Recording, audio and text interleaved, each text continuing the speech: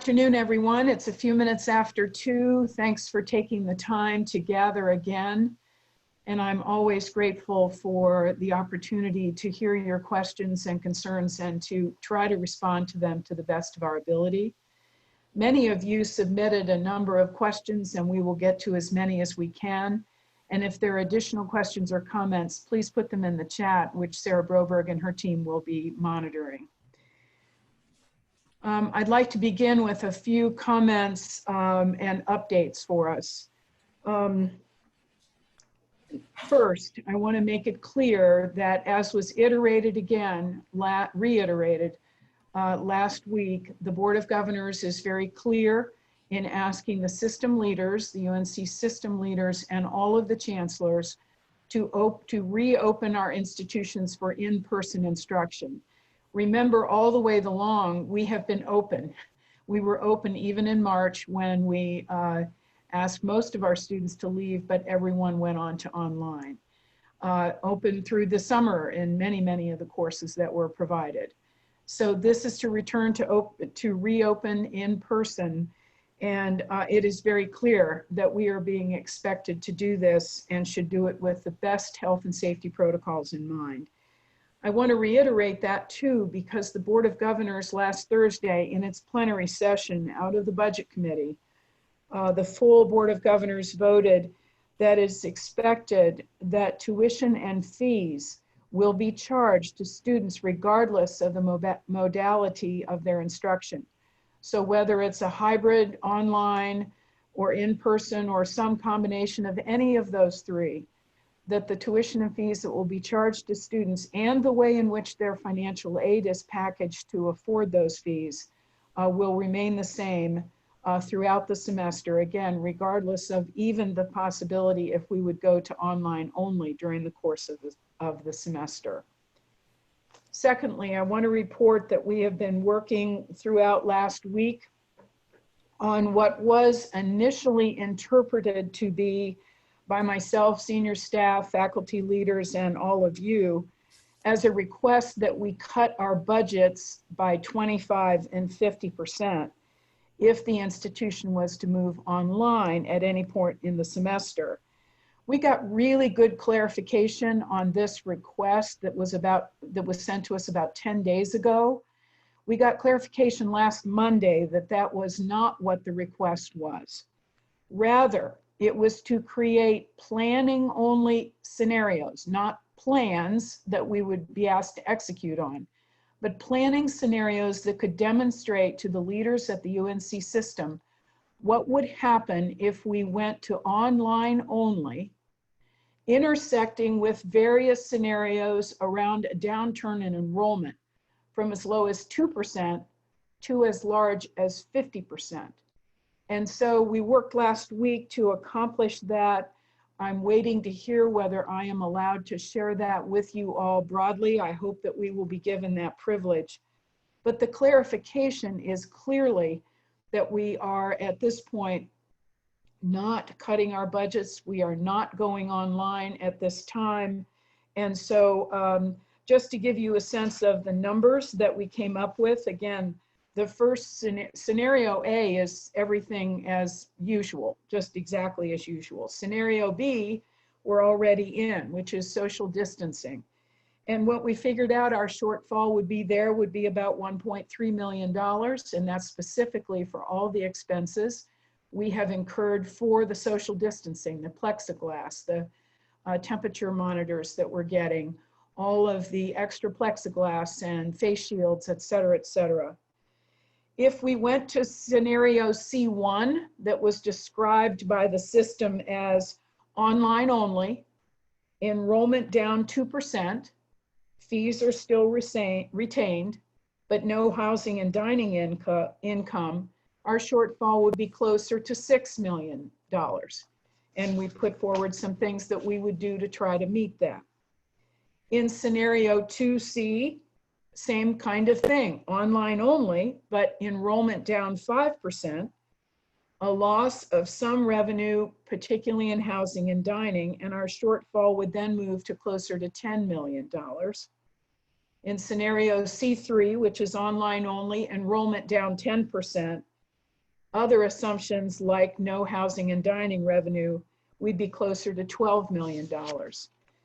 And the other two scenarios, D and E, D is our enrollment's down 25%. That's where the number came from, not that we would cut our budget dollar for dollar of that. And that would result in about a shortfall of 14 million. Scenario E would be down, our enrollment down 50% online only, no housing and dining fees, and we're closer to 18 to 20 million, as I'd reported to you as a guess during our recent town hall. So we have come up with some things that we would do in each one of these scenarios, and I hope to be able to brief you on this and actually share the document with you if I'm allowed to from the system leaders. This is important because it is up to all of us together, particularly to our senior staff and our faculty and staff leaders, that we understand that the decisions we're making right now are linked to financial implications. And while we must heed, of course, the UNC system advice and what they're asking of us, I do want us to understand that the ability to retain as many students as we can is important to our fiscal health and strength as we move forward. So more on that later. I also want to explain that we've been doing a variety of these town halls. I've done one for community leaders that was well attended, and some responded very helpful to them. We've been doing this for some donors, for our alumni board of directors, for students. We just had one at noon with students, many of whom are deeply, deeply concerned that we're opening and are asking us to be very, very careful in making our plans to allow that to open safely. We're also having one this evening with parents. We're talking with the foundation board. I have briefed our own local board of trustees, and I've been, as Kai has been and Bill Haggard has been, we've been on all the UNC system calls with our relative groups. I've been with the 17 chancellors. It's actually been several times in the last week so we could understand what was being asked of us in the planning exercise. So we are very much involved with what's being told to us and what's being asked of us. Our numbers right now look good, except for one category. For first-time, first-year students, we have 603. Really good work on the part of our admissions staff to get those groups, that group. And we have 312 inbound transfer students. We are hoping that those numbers stay strong. Those numbers are helped by the fact that students have had to make an appointment to drop off their belongings in the residence halls over the last 2 weekends. And thanks to Bill Haggard's team, about 600 students have moved their belongings into the halls and have returned back home. They will come back to the university on the 8th or 9th to move in. The one place where we've seen some softness is not in enrollment in classes, but it is how many students are choosing to live in the residence halls. We start with a capacity every semester of about 1,550. We knew that some students were making a choice to either, as typically happens, 50 or 60 students will hold a room in the residence hall but find an apartment. But we also saw some softness with students signaling real anxiety about living in the residence halls. And so they are either staying at home or securing an apartment, excuse me. Our current head count for spaces occupied in our residence halls is right now 1,394. So we're down about 160 students. That allows us a little bit more room to have both quarantine and isolation spaces. It allows us to have some room for singles for students if they desire that. So that's a good thing, but it does have some marginal financial complications for us. One of you has asked in the questions, and I'll go ahead and then Kai can speak more about this if he will. About 40% of our classes are now set to be in person only. About 30% are hybrid with some in-person work and some online, and about 30% are online only. A new data point we've needed to deal with, which you've heard, is that the Asheville City Schools have made a decision to go online only for the first number of weeks. We realize that is complicating for a variety of our employees, faculty, and staff, and I'll ask Heather to speak a bit more to that. I have been in touch with the county school superintendent. The decision has not been made, but it could happen that the county schools follow suit. So we'll be watching for the impact that has on our faculty and staff colleagues. We have continued to work with the other 5 four-year residential institutions, Western and the 4 private schools. We are getting a grant. It's a very small one, but we are getting a grant from the Dogwood Trust to help us mostly with PPE and also with our health ambassadors and some communications work that they'll be doing to alert folks to the importance of healthcare and self-care as a community as we start forward. We also have had good news from MAHEC. They are willing to assist us by augmenting our testing site for our own students, which is through Health and Wellness, but we will have additional tests available through MAHEC for our students, and counting on our faculty and staff to have their private providers or to use the Buncombe County Health Department. While the virus has been surging again, access to tests has reduced, and the wait time for results is now sometimes 7 to 10 days. We're making those arrangements in the residence halls accordingly for students who will need to be quarantined. Since we've last talked to you, we've done a lot of videoing for the commencement for the May 2020 graduates. That will be posted and available for all of us to see on August 1st at 9 a.m. in the morning, thanks to Sarah Broberg and her terrific team. Kai and I, together with Sarah and Shannon, were able to go to Atlanta, meet Dr. Patrice Harris, the immediate past president of the AMA, who is our lead commencement speaker and the recipient of the Chancellor's Medallion this year, and to be with her while she was presenting her remarks by video. So I look forward to you all sharing with us that good moment in honor of our class of 2020 students. Okay, let me begin with some Q&A here, and I'll do my best. I am going to be calling on several others. The first question is a statement. The policy on wearing masks is very vague, open to interpretation, and will likely lead to a lot of altercations. Why isn't the university clearly stating that masks must be worn indoors and outdoors when 6 feet of distancing cannot be maintained?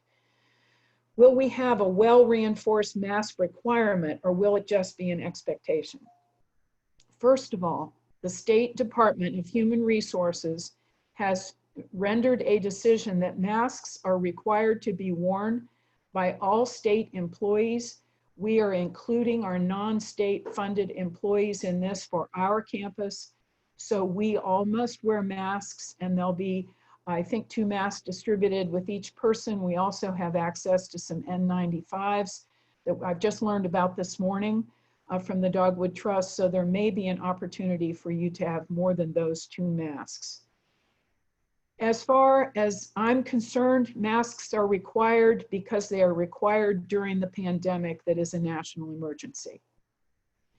We cannot criminalize someone who does not wear a mask, but we certainly can make it clear that this is not only a community expectation, but it is a requirement in class, in inside spaces, frankly, in outside spaces where 6 feet cannot be abided.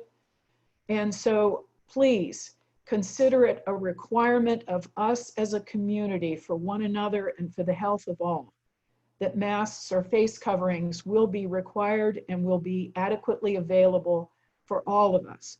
If we have about 3,100 or 3,200 students with us, and we have our 745 employees, the large percentage of whom will be teaching or coming to campus. Many are going to be teleworking. Many of our faculty will be online only and not coming to campus. But those of us on campus every day need to be wearing masks, and we will find creative, direct, and clear ways to say this to all of our students as they return to campus, wherever they are living. Second, how much PPE will our housekeeping staff receive? They have already, over the last 2.5 months, received quite a bit of PPE in order to do their jobs. We are deeply indebted to the hard work and expertise of our colleagues in these areas who are working so hard. We will literally be standing on their shoulders as we open the university. And so as you see, meet and greet these folks along the way, I hope you will join me in expressing a daily expression of appreciation for their hard work and again, their expertise and diligence. They have been receiving a variety of PPE. Heather, are you aware of anything we should particularly mention to this question? Not specifically to this question. There's a question about their schedules, but I can talk about that when we get to the HR. Okay. The next one is, what are our responsibilities if a student refuses to wear a mask correctly in the classroom setting? If a student refuses to leave when we ask? Here are some of the answers that Kai and I came up with together with Bill Haggard.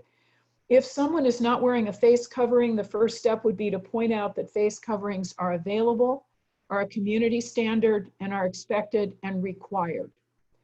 Remind them that face coverings are the key way for us to prevent the mitigation, to prevent the spread of the virus. If they refuse, you may ask them to leave. If they refuse to leave, all other options have been exhausted, then the class or the meeting can be adjourned or canceled. Now we realize that's a pretty radical step, but I think if it happens that students are disobeying this requirement, it will be very important early in the semester to make that call if need be. And Kai, do you wish to add anything to that?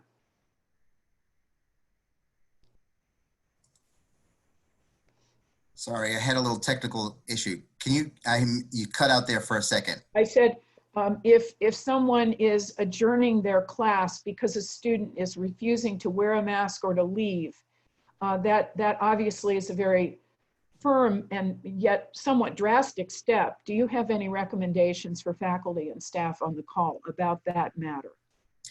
No, I think, I mean, as you said, I did hear the part about not criminalizing this.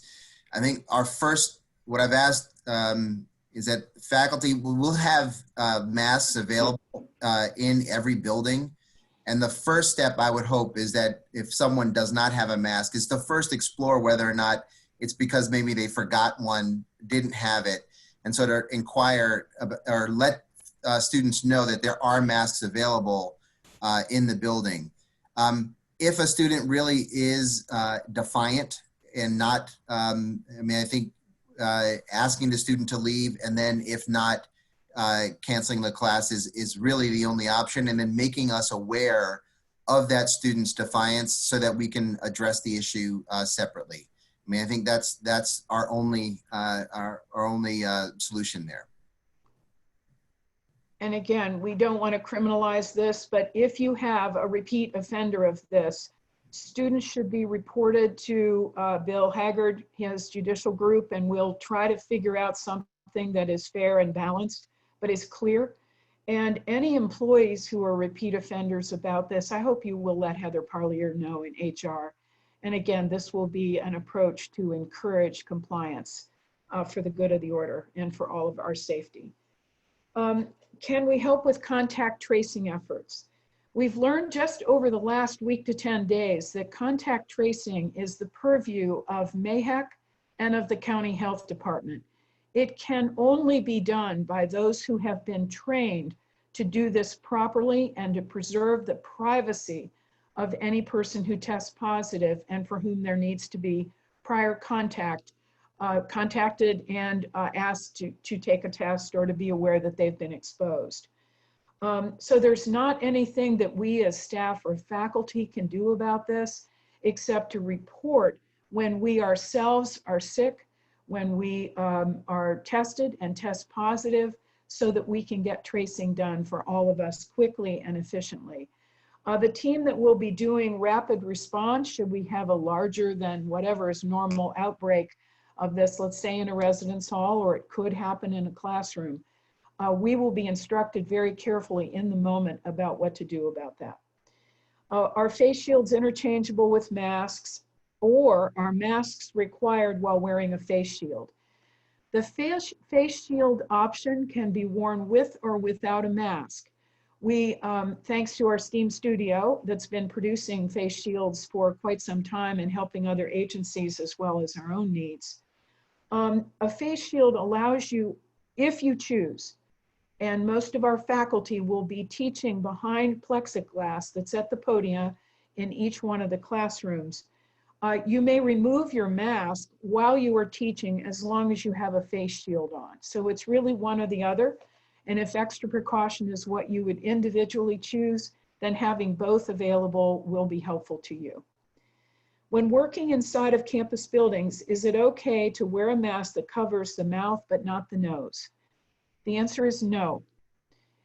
Exposure, both keeping you safe from others and keeping others safe from you, should you have the virus, is only protected with face coverings that cover both from the middle to the top of the nose to underneath the chin. And so we've got to follow CDC requirements there, and I hope you'll do it anytime that you are on campus for the good of all of us. My physician assured me that Lysol spray disinfectant was sufficient to treat everyday office items such as staplers, scissors, tape dispensers. In addition to wipes and hand sanitizers, will spray disinfectants be made available? Yes, if you have need to clean your office frequently, or if students are meeting with you there and you'd like to clean up before or after, whatever you choose that gives you some peace of mind in this current situation, please let us know, and Physical Plant can provide those materials for you. Heather, is there anything else to say there in terms of employees in different rooms and different types of spaces? No, there is a question in the chat that says, are masks required when you're alone in a classroom? No, if you are alone in a space, you don't have to wear a mask. It's only if you are, or if you know students are going to be coming into the classroom momentarily, you'll want to put the face mask on. But if you are alone in an enclosed space, you don't have to wear a mask. Okay, other issues. Next one is, at what point, is it number of cases are on campus or some other metric? Would we send students home and move to online instruction? Has this threshold been determined? I think if there's one of the most frequently asked questions, it's this one from the chancellors to the system. And we have not gotten an answer yet. Mandy Cohen and Bill Roper have been leading a higher education task force through the DHHS. And our question as chancellors, and each one of us has asked it at different times directly, what's the pivot point? What are the metrics that would allow us, as needed, to move to online instruction? Now, we would hope to keep a number of our students still in the residence halls and feed them on the meal plan and keep their financial aid package there. Because as we remarked before, a number of our students are not safe to return home, or they do not have broadband access. So at this point, I hope to learn this, and as soon as I do, I will send out an all-campus email to faculty and staff about what the pivot point metrics will look like. At this point, I have no idea. There was some discussion about the percent positives within a 4 or 5 county region around every university.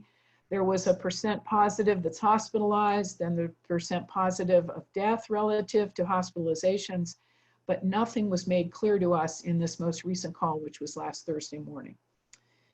Please clarify the statement made last town hall about campus being closed to outsiders. Does this include faculty, staff, and students' children and spouses, especially given the challenges in securing and coordinating caregiving and the education of our children? Does this also include guest speakers and class visitors? Heather, I'm going to ask you to take a stab at this, and then I'll add if needed. So we have been in making sure that our campus is only open to members of our campus community. And generally what we've been talking about are people who generally use our facilities. I know we had a question about using some of our facilities for practicing music from outside organizations or orchestras, and we've been saying no to that. I think that generally speaking, you don't want to have a guest lecturer in your classroom. However, if it's something that you need an exception for, I would contact your dean. For children, the same goes. We don't want to, I know, and we'll talk about childcare. it's difficult, and more schools are going to exclusively online, including charter schools within our county and our area. If you have to be on campus, what we've been encouraging everyone with respect to children is, if you can work flexibly from home, please do so. If you can, and if you can teach online, and we encouraged folks last week to make that request within the provost's form that he had out, and I can try to find that and put that in the chat. Please do so. If you have to be on campus and you have childcare needs, please reach out to HR. You can email me directly and we can talk about your individual circumstance. But generally speaking, bringing people that are not part of our small campus community, and that's what we're trying to do, is not something we want to do. We'll also have daily visitors into admissions who will be being given campus tours. It would be sort of a tour light form, because we're not going to be taking students in and out of the residence halls who are visiting from off campus. We'll also not be taking them into any of your classes and that sort of thing. We also will have vendors, including the construction crews that are on campus working on finishing Carmichael and some other places. So they will have requirements of masks, and we will have masks available for all vendors and all admissions visitors. I'm seeing some in the chat about being alone in your office. It sounds, and you just spoke to some of that, Heather. I think the best practice is to wear masks at all times. And because we too could be contaminating something. And so just out of respect for the common good, I hope we will always choose the safe than sorry option. Could you please make the information about the budget cuts more clear and indicate the relationship of possible budget cuts and enrollment to the areas most likely to be affected? In the piece that we provided, as I shared with some department chairs and program directors and faculty senate exec and staff council exec, we have tried to take an approach to this where we would minimize furloughs or layoffs at the start of this process. And most of our scenarios include things that would be no-brainers that you have to do if you're peeling back the budget. For example, taking non-personnel budgets, we call them operating budgets, and taking 5 to 10% out of those budgets. Stopping all purchases. Holding on replacement computers that are on different cycles for a life cycle of a computer across the entire campus. Things that would assume that we could, for example, if we have a shortfall in the number of students taking dining, then those shortfalls would mean the furloughs in our dining staff, but they don't mean furloughs in our faculty, for example. We've talked about making some draw on our endowment. A small number as 1.3 million was one of the ones that we suggested. We are leaving open the 70, we had 62 last fiscal year. Right now we have 71 positions that are open, and those are salaries and benefits that we can hold open. Gosh, there are a number of those we wish we could fill, but we could keep those from being filled before we would actually go into a furlough and laying folks off. So we'll go into detail as needed, but at this point, I'm really hoping that I will get the chance to send you the exact document that we sent to Governor Ramsey and to Mr. Hans and Dr. Roper. Let's see, let me stop there and move to Kai to handle some of these academic affairs questions, if you would, Kai, and then I'll join in toward the end. So let me jump in and try my best to answer some of the ones that have come up in the chat.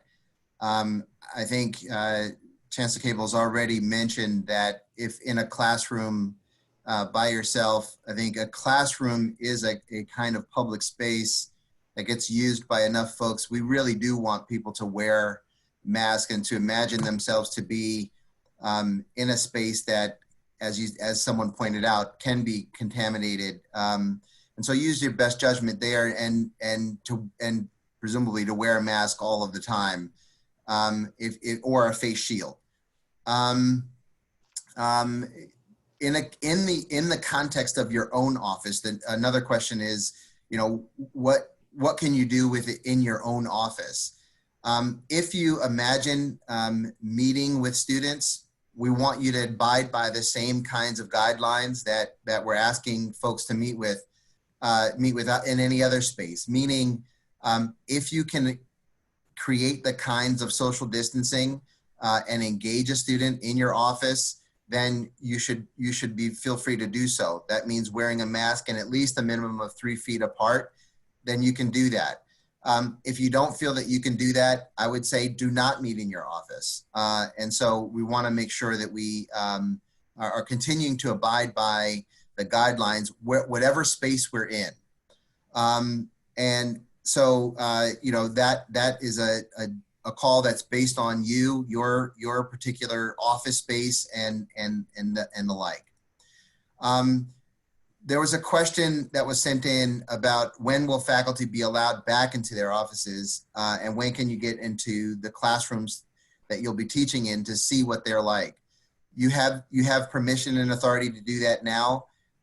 You can go in, particularly if you need to see a space or to engage in to work in your office in order to prepare for the semester. Please feel free to do that.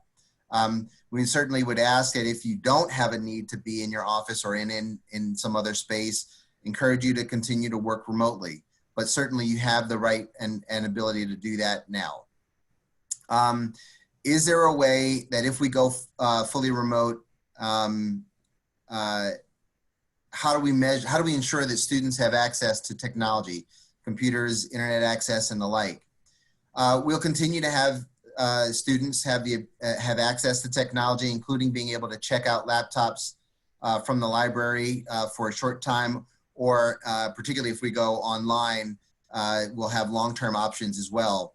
We have a cache of computers, and we're looking into securing headphones for students to be able to use in these kinds of circumstances. If we do go fully remote, as we did in the spring, we do anticipate that there will continue to be some students allowed to remain on campus, particularly those who have these kinds of technology needs. And so we do anticipate being able to continue to provide these kinds of resources for students who need them. If we go fully remote, will students have the option to take courses pass-fail as they did in the spring? Right now, we don't anticipate changing the grading scheme in this semester, even if we do go online, but that could potentially change. It depends a little bit on the way in which this change might happen. If we feel that there are undue stresses that are created that are really outside the norm of simply just saying, look, we really think that we need to make this transition. I mean, I think we're all operating in the environment of this is a possibility. And so right now, we don't anticipate changing the grading scheme as a result. There was a question about face shields instead of masks, but I think Chancellor Cable has already answered that. A kind of a follow-up to that was, do we have accommodations or exemptions for students who cannot wear a mask because of health reasons?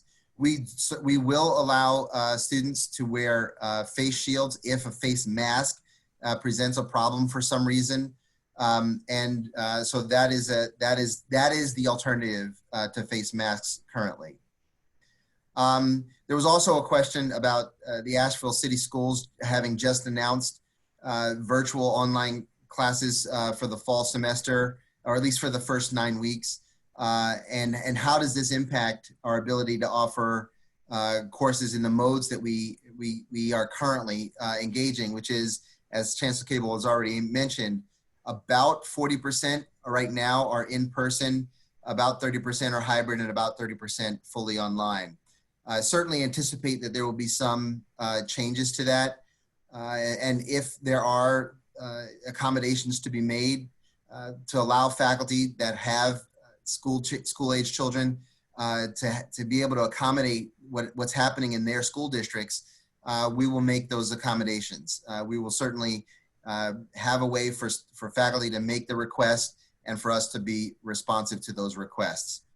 I want to come back to a larger point. I know that we've had a number of discussions over the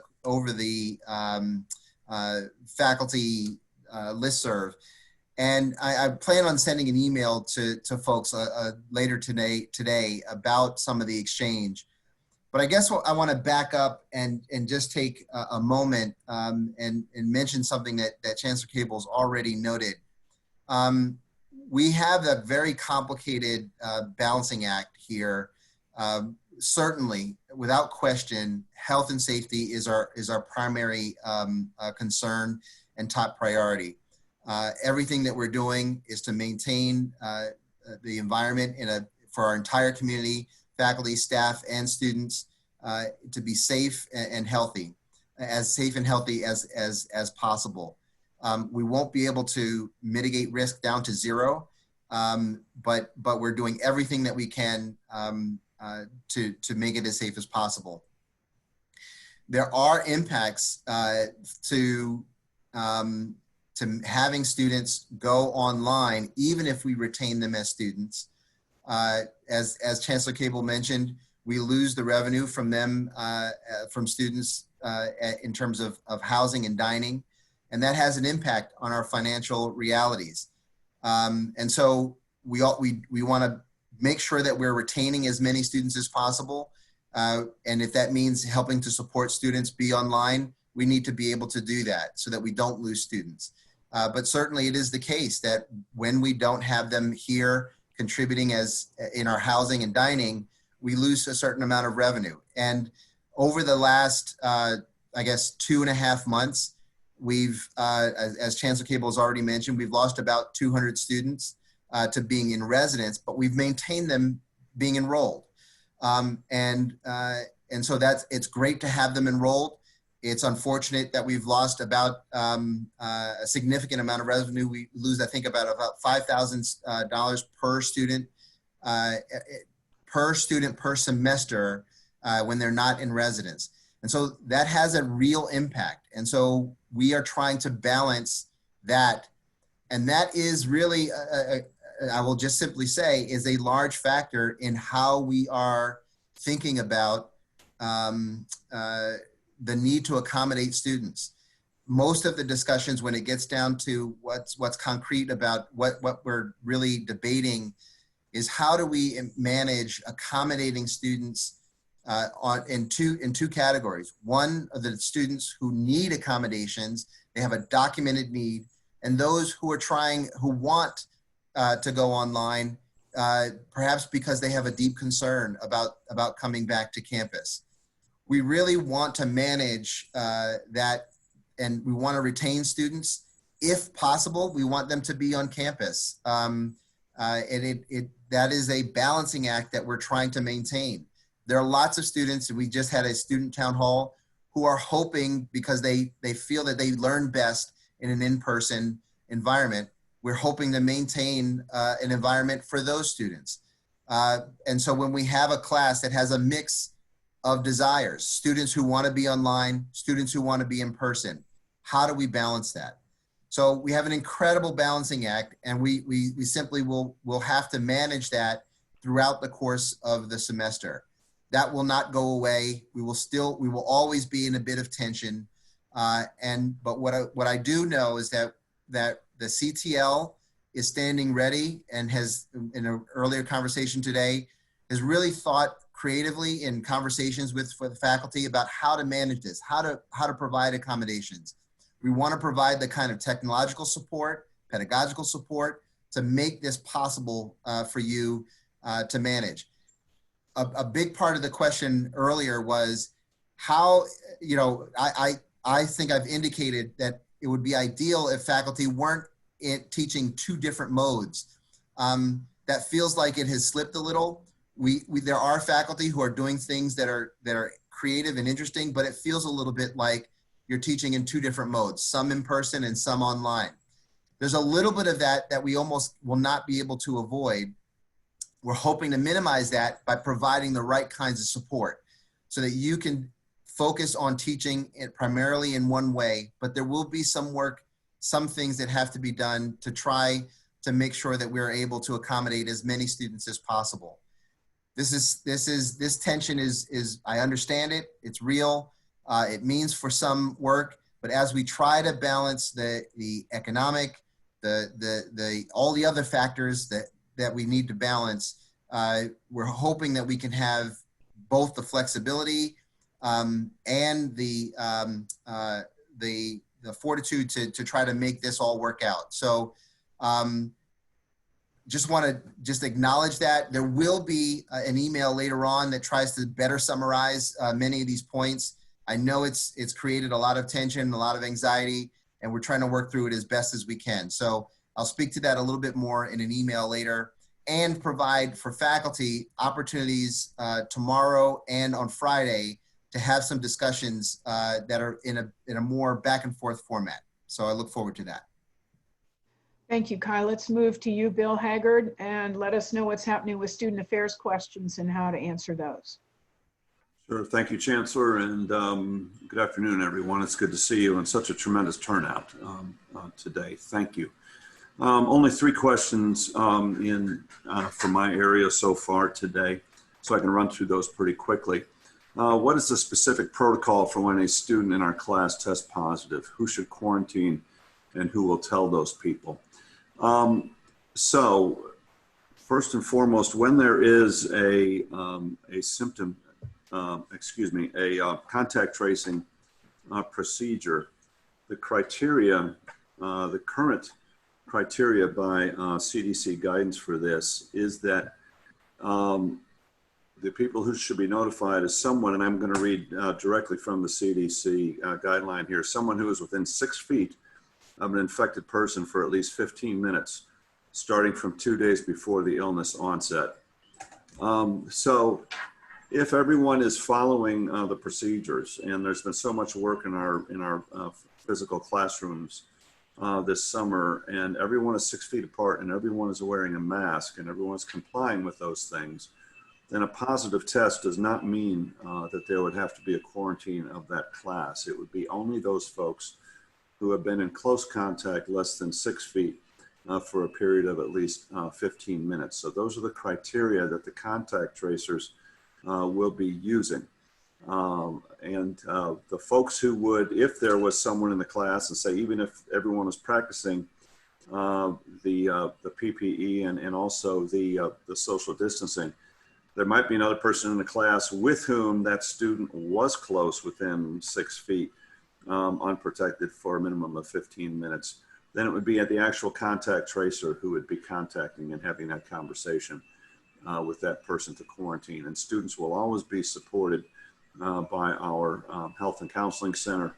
We're encouraging all of our students that immediately upon experiencing any symptoms, or if they feel that they have been exposed, to quickly call our Health and Counseling Center, and they'll be able to talk to the medical provider to talk them through that. Who is responsible for checking in and caring for residents on campus who are in quarantine or in isolation? So as we've mentioned before, we're starting out with a minimum of 62 spaces for quarantine and isolation on campus. We're expecting that number of spaces to grow as the capacity of our residence hall kind of sorts itself out, and Volley Barnwell and his staff can consolidate some areas. So we think that that number of spaces will grow. Who will be taking care of them? Our medical providers or nurses from our Health and Counseling Center will be making daily contact with those in quarantine and isolation. Their meals will be delivered by student affairs staff, and they'll be able to order those meals from the dining hall. They will still have choice in those meals. And then any other services they need, we'll have student affairs staff that can provide those services, or we would get them in touch with the appropriate folks in the academic affairs staff if necessary.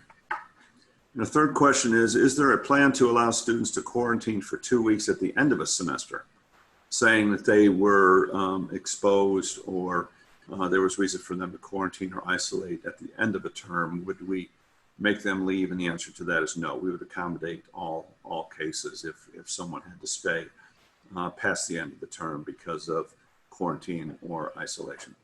So those are the only three questions we had so far. I'm willing to handle any others, but thank you for your interest in those questions. Thanks, Bill. And Heather, let's turn to you on the HR issues, particularly about families with school-age children whose lives at this point may be uncertain given the school's decisions. Yeah, so we've talked about this a little bit already. So we know that Madison County schools, Henderson County schools, and Asheville City schools have decided to be completely remote at least the first 9 weeks. I've seen helpfully in the chat that Buncombe County is having a meeting tomorrow. We anticipate they'll probably do the same thing. I also know some of the charter schools in Buncombe County have decided to go fully remote for the first 9 weeks at least. And so I alluded to this, but I'll say it very clearly. If you have dependent care or child care needs that have changed, please do, if you're a faculty member and you want to teach online, you want to teach remotely because of that, there's a form that the provost has shared. I shared it in the chat last time, and I'm sorry I haven't found it to put in this chat, but it is in your email and it is online. If you are a staff member and you can work remotely, please work with your supervisor to see if that can be a plan for you. If you're having a hard time, you can reach out to HR. We have gone ahead and proactively reached out to the employee groups that don't have remote work available to see what their needs might be. So we're working specifically with those groups. If you are a supervisor on here, what I encourage you to do, and I think we talked about this last week, is to be kind and humane and understand that if somebody has dependent care needs, we need to be really flexible with them. So that the first question I had was about childcare. The second question is, if system schools are mandated to make the 25 to 50% budget cuts, who is most likely to lose their jobs? What would benefits look like? Another question is whether department assistants who find their workload reduced because of events being made virtual, will they be facing furlough? What is the plan for budget cuts and job security? And when is the earliest we know about cuts and when is the latest?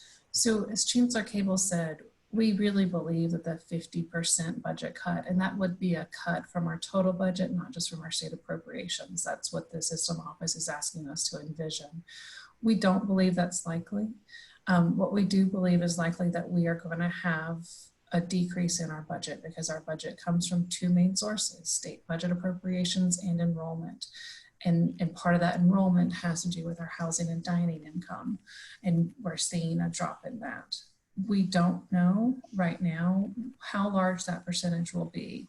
And as Chancellor Cable said, initially we're going to be looking at things like completely cutting travel, cutting our professional associations, things like that before we get to personnel. I wish I had a clearer answer for you of when we'll know exactly, but we just don't right now. And so that's our reality. What I can promise you is that we will communicate with you as transparently as we can. And we are, and Chancellor Cable has advocated with the system for us to have more flexible options for furloughs so that we can do it in as fair a way as we possibly can for our campus community. One more second, I want to go back to the questions. Will our housekeeping staff receive additional compensation for their increase in expanded roles? And what flexibility is being offered for our housekeeping staff who simply can't uproot their lives to work these new hours and shifts? So with respect to compensation, all of our mandatory on-site employees did receive additional compensation during late March, those 2 weeks in March and during April. We did not continue that because we began to become increasingly concerned about our overall budget and wanted to not have to furlough or lay people off because of additional compensation. We have recently in facilities asked people to take a second shift so that we could make sure that we were cleaning the campus for longer periods of time, specifically classrooms, as we prepare for students to come back onto campus. The folks who are second shift for facilities and campus operations did so on a voluntary basis. We asked first for volunteers and we did not have to assign it to anybody so we got all the volunteers we needed. Those folks do receive comp time for working second shift, as do our housing housekeepers. So if they're working a second shift, they're getting comp time for that. So I hope that answers your questions. Yep, Chancellor, I'll go back to you. Thank you, Heather. I do want to take a minute to talk a bit more about something Heather just mentioned, which is the flexible furlough. Again, some of you have heard that this is something that the university used in 2009 and 2010 following the recession. I have been in direct contact with the other 7 chancellors of the less well-funded institutions, the less well-capitalized, don't have as large an endowment, so on, much more enrollment dependent. And all of us have now approached the system leaders to be allowed to do flexible furloughs, protecting a certain group of individuals at an adjusted gross income of, let's say, $35 or $40 or $45,000 and below from any furlough, but allowing those of us, if we choose, to take a furlough of 1 day a month or 2 or 3 days a month for the period of the fall, should it be needed. And so what we're still waiting to hear whether officially that would be allowed, but if that was, that's a way to preserve employment continuity for all of our employees or the great majority of them. And so I mention that because just in broad brush, there are more details to it, but those are the kinds of things where if this is clearly a difficult budgetary year, we can do some things that don't mean actually laying people off, which is what we're trying to avoid for all of us as colleagues of equal stature and importance at this institution. I think, Sarah, I'll turn to you. I do have just a few brief closing remarks, but if there are a few things in the chat that we can address, let's try to do so. Thank you, and thank you all again for your questions.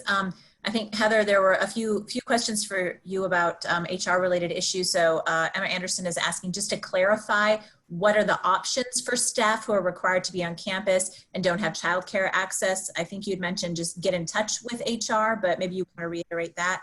And then there's also a question about if faculty or staff need to be tested for any COVID symptoms, do they go to the Health and Counseling Center or should they go to their healthcare provider? So for faculty and staff who need or who think that they need a test, you do go to your healthcare provider, or you can go to the Buncombe County Health Department. And we are working with MAHEC to see if we can have some secondary testing there. If you have a position and you cannot telework or remote work and you have childcare needs, please do be in touch directly with HR. There are some other types of leave that may be available. There was a question about when faculty contracts will be available this year. Provost Campbell? I was presume that means adjuncts. If presuming that means adjunct contracts, we're preparing those this week, as I understand it. Thank you. And then there was one more question for you, Provost, about is there a minimum metric that we need to adhere to for in-person instruction or face-to-face classes? So there is no minimum. I think not mandated to us by the system. They are asking us, I think, to be as in person as we can, and I think they are leaving it up to us to define what that means. It does range across the various institutions, and I think we are able to make that work to the best ways that we can. Thank you. There were some other questions that I think would be best directed to Provost Campbell. Jessica, your question specifically about your pedagogy. And then I think that there were some other budgetary questions as well. So maybe direct those to the Chancellor's office because we want to give the Chancellor some time for her closing remarks. Sarah, thank you again, and to your whole team for allowing us. I think we've had well over 300 participants in this today, and to whom each one of you I'm very grateful. I will keep you posted on this notion of what metrics would prompt a pivot to online instruction only. I'll keep you posted on that. I will also look forward to either sharing the direct document that we sent to Governor Ramsey and to the presidents of the system, both incoming and outgoing, or to actually deal with this in depth at our next town hall together. We do intend to do these weekly. We may have to alter the time a bit because some are teaching at noon on Mondays, but I would like to continue this for the next 4 weeks at the minimum. That'll take us now the 2 weeks before we actually open, 2 weeks from today, for our in-person instruction and all other forms of instruction. But it will take us 2 weeks into the semester to see how things are going and to give a forum where we can actually raise questions and concerns about what's not working, which you can do at any time to me and to Kai so that we can be aware of it and try to address some way. I also have asked this morning for the Health and Counseling Center, together with Student Affairs and Academic Affairs, to find a uniform way of tallying, if not on a daily basis, several times a week, to know how we are doing on the number of tests, the number of tests who test positive, the number of hospitalizations that may have to occur, because I do believe it's an important part of being transparent in this moment where the pandemic is so descending upon our lives and has been with us now for almost 4 months. To all of you, as my staff and faculty colleagues, you are the real heroes in this. In some ways, we're being asked to do the impossible almost. The key is to keep yourselves healthy and supported, both psychologically as well as in a health sense, medically, to support you through this together with our students and our fellow staff and faculty. You are heroes to this point in all of this. I am fully aware that many of you have not had any break since the 13th of March. You quickly scuttled plans for in-person in the spring and moved to online. Many of you were very generous with your time in teaching extra sections and extra courses during the summer that allowed our students to keep on pace with their academic progress toward graduation or toward just moving on as they wish to do toward their next academic year. This is very difficult work. I share your worries and your concerns. I do believe that we can do this, and if our health protocols are what we claim, I think we can get back, not to life as normal. This is a new normal, and it's an obstreperously complicated one, but I do believe that we can do our work, and we should give it every best college try, as has been said.